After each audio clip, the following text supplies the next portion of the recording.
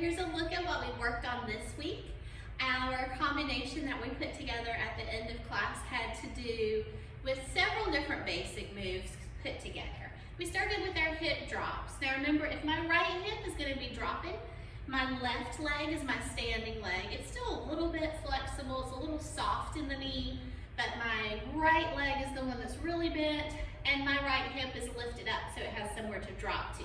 Now that drop motion is just to let it go down and then reset back up.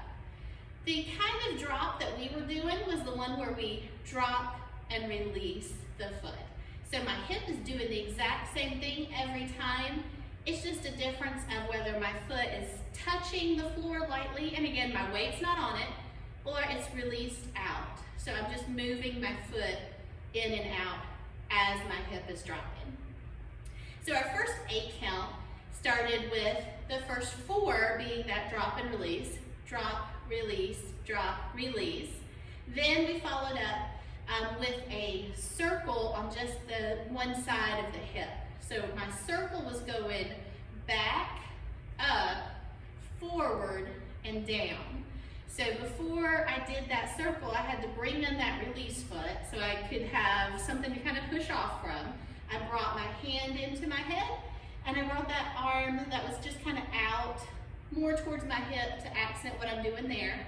And I did 2 circles for that 5, 6, 7, 8. Then we repeat the same thing, except not the same kind of circle. Drop, release, drop, release. Now our circle is our whole hip going twice to turn to the other side. And we're going to repeat that same process here. Drop, release, one-sided circle, another circle, drop, release, and then our whole hip circle, and this time we're just going to come to the center. Now that we're centered up, our next step has to do with those Maias. Those are like the figure 8s that are on the vertical. They're stepping up, out, down, and in. We're walking with those a little bit, and then rolling up on the 4th. So when I say walking, that means obviously my foot is lifting up when I'm doing the Maya, but we're actually kind of taking a step with it. And on that 3rd one, so instead of doing 4 counts, when we get to the 3rd, we're rolling up through our chest. So when I roll up, I'm tucking up my pelvis and contracting in my abs, and then I'm lifting my chest.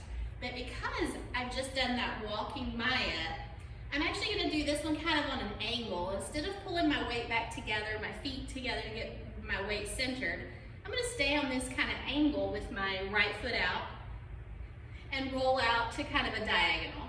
And that leaves my left foot with no weight on it. So it is free to do the next move.